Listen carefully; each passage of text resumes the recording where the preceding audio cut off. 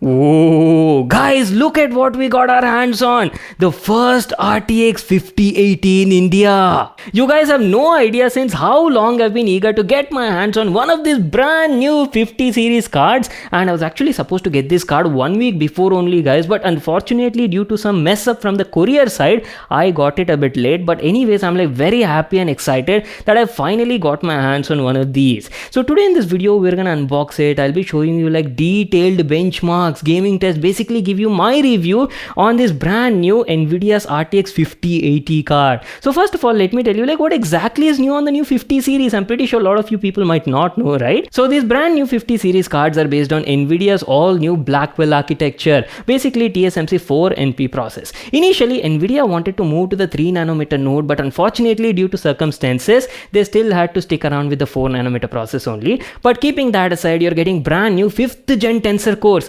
4th gen ray tracing cores, and let me tell you, these new 50 series cards are specially made for AI and also introduces their all new DLSS 4.0 upgrade, multi-frame generation, and also Reflex 2.0 update as well. Some of these technologies will also be coming to your already existing 40 series cards, but the multi-frame generation technology is going to be exclusive for the 50 series cards only. Now, so that is basically like a quick sum up. We'll anyhow talk about all the features in detail at a later part in the video.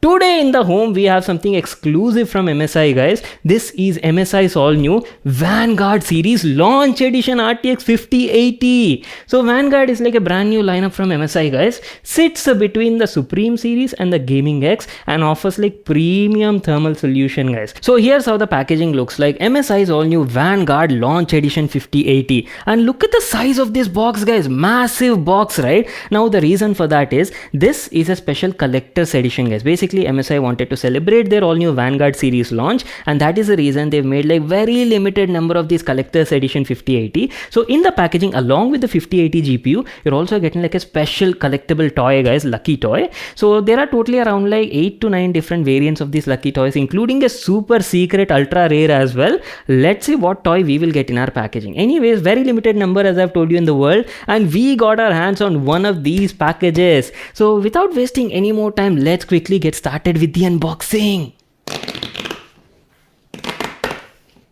Now that is what I call a satisfying sound. Anyways, not like your regular GPU boxes, here the whole unboxing experience only is a bit different. As soon as you open it, at the top side we are getting some accessories and free goodies which I was talking about. There's a nice artwork over here that says Around the World series by Lucky. There are like 8 to 9 different variants and designs of these Lucky figurines, and you know, I'm like pretty curious to see what we got in the package. Keeping that aside, there's also a card at the top side. I believe this is like a thank you note basically. It says Blind Box of Lucky. If you guys are interested now, just pause the video, have a look at the information and read that. Lastly, you're also getting a free GPU support stand. Has like a screw type mechanism. You can easily adjust the length of it and basically prevents your GPU from sagging. So that's it. These are all the items you got in the package. First of all, let me get my hands on that Lucky figurine box and show you what we got in the package.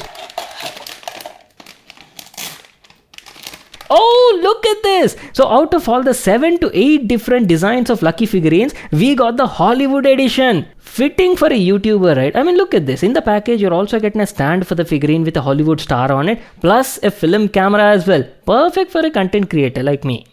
So that's it. These are all the accessories we got in the package. Now let's finally move on and check out the graphic card we've been waiting for. MSI's all new RTX 5080 Vanguard edition. Oh boy. Holy mother of tech. Look at the size of this thing. That is one massive 5080, guys. Wow. What I'll do is I'll just quickly peel off all these stickers, give you a closer look and talk about the overall design and build quality. MSI's all new RTX 5080 Vanguard SoC is a premium tier GPU from the company, sitting just below their Supreme series.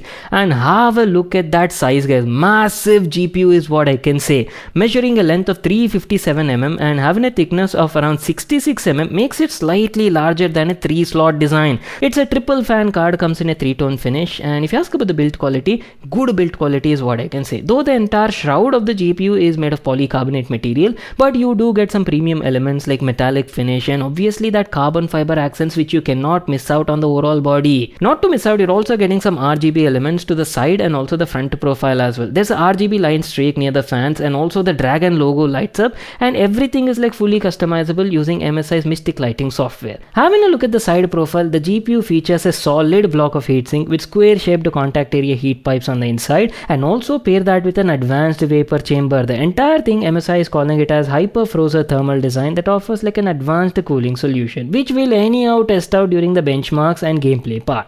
Having a look at the back profile, here's how it looks like. You're getting a full metal backplate with a futuristic MSI Dragon logo and plenty of cutouts for air circulation. Not to miss out, even this card comes with a dual BIOS switch to switch between either silent profile or gaming OC profile as per your needs and requirement. As I've told you, these 50 series cards are based on Nvidia's all new Blackwell architecture, features 5th gen tensor cores and 4th gen ray tracing cores. Not to miss out, new streaming multiprocessor as well. Combine all of that with a much faster GDDR7 memory. So today in the home we have the RTX 5080 that comes with 16GB GDDR7 memory. If you ask about the CUDA core count, that is roughly around 10,752, and the base clock of this particular variant Vanguard SoC is around 2300 MHz with the boost clock is up to 2730 MHz, and extreme performance clock profile is also there, especially for this particular card that offers up to 2745 MHz. Okay, enough with the spec sheet guys, let's actually put this GPU to a test and see how does it perform in real world benchmarking. Now since 5080 is like a top tier card, obviously I'd like to pair it with something powerful only, right?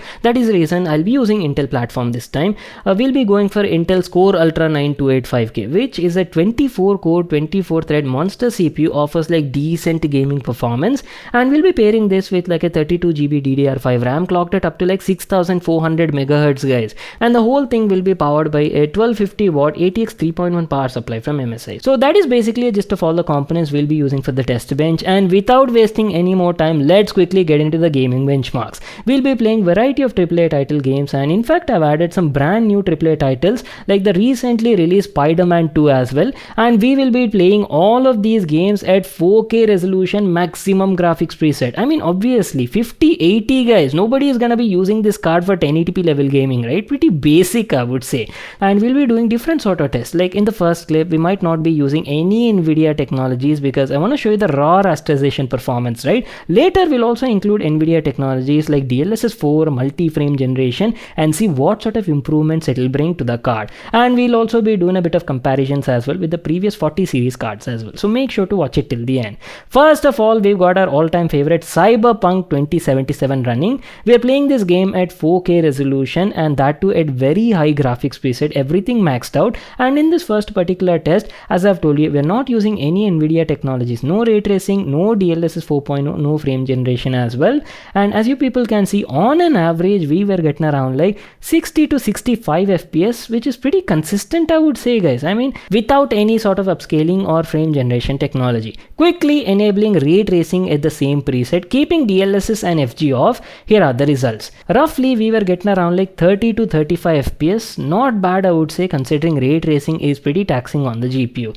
But wait until you see when I enable DLSS 4.0 and multi-frame generation. So these are some brand new technologies introduced by Nvidia alongside the 50 series launch. DLSS 4 brings something known as transformers model guys, which is completely different than your convolutional neural network. So previously on the older gen DLSS, right, maybe other DLSS 2 or DLSS 3, whenever you were using like performance or ultra performance profiles, we used to get a bit of artifacts, ghostings or some sort of glitches when you're doing like fast movements in the game, right? So that has been greatly improved in the DLSS 4 transformer model. And multi-frame generation is an upgrade to the already existing frame generation. So previously frame generation technology used to artificially create like a single frame in between two adjacent frames, right? Now multi-frame generation is capable of producing 3 to 4 artificial frames in between adjacent frames guys in the game. So that greatly boosts the frame rate by up to 3 or 4 times depending on the preset you're choosing. But one thing you do have to keep in mind is these technologies are brand new in the market and not all the games support them.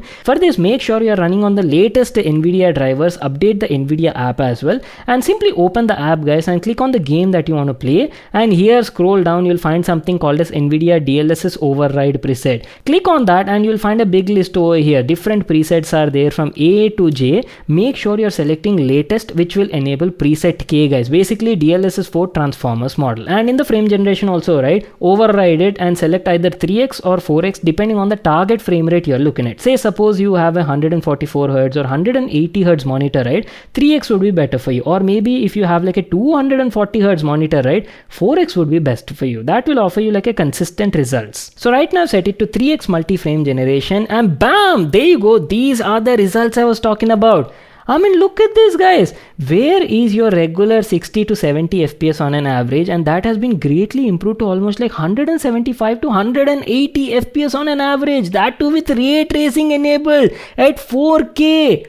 Mind-blowing results is what I can say. I do agree they're all like AI generated fake frames, but still the smoothness that you're seeing on the monitor, right, it is definitely visible, guys. I mean, you can feel it when you're playing, so that definitely works. Moving on to the next game, I've been eager to play this on PC, guys. Spider-Man 2, which just came out yesterday. We're also playing this game at 4K resolution, very high graphics preset, and in this first test all Nvidia technologies like ray tracing, DLSS, frame generation, everything is turned off, and on an average we were getting around like 70 to 75 FPS. Pretty good results, I would say. But wait until I enable ray tracing and DLSS 4 transformers model. So quickly enabling that, there you go. Now this is what I'm talking about. At 4K very high graphics preset in Spider-Man 2, we were getting around like 120 to 130 FPS, guys. When Nvidia announced their 50 series cards, showcased their Blackwell architecture, GDDR7 memory and all of that, I was very hyped and was like excited to see what sort of performance gen to gen uplift we will see compared to the previous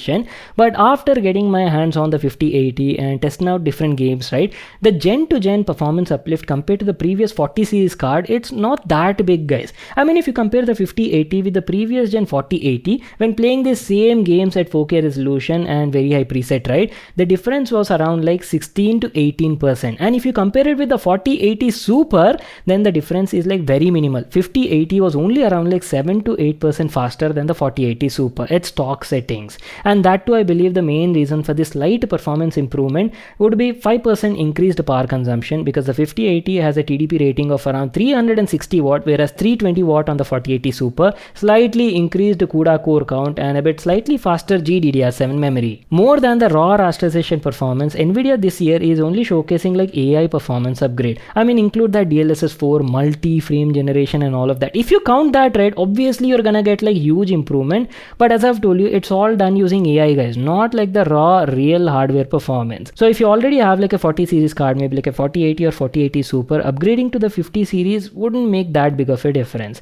But unlike that, if you're coming from a previous gen, say maybe 20 series or 30 series, right, maybe like a 3060 or 3070, directly to 5080, you will be blown away by the results. Especially when you enable multi-frame generation in gaming, right, it's gonna change the whole gaming experience for you. So all these benchmarks and gaming tests that you people are seeing were done at MSI's gaming OC profile, and the card can boost up to like 2800 MHz out of the box. But let me tell you what I found during my testing. This particular card, the RTX 5080, supports like insanely good overclocking, guys. I'm not sure if that is the case with the regular Founders Edition 5080 or if that is happening only on this MSI's Vanguard Super OC Edition, but I could easily overclock this card 200 to 300 MHz. That too, this was like a rough OC applied. I didn't get much time to spend with the card, right? So if I actually fine-tuned it, maybe I could have pushed it to like 400 MHz also, and the card was running like quite stable. I mean, look at this. In the previous test, right, we were running the card at 2800 MHz core clock.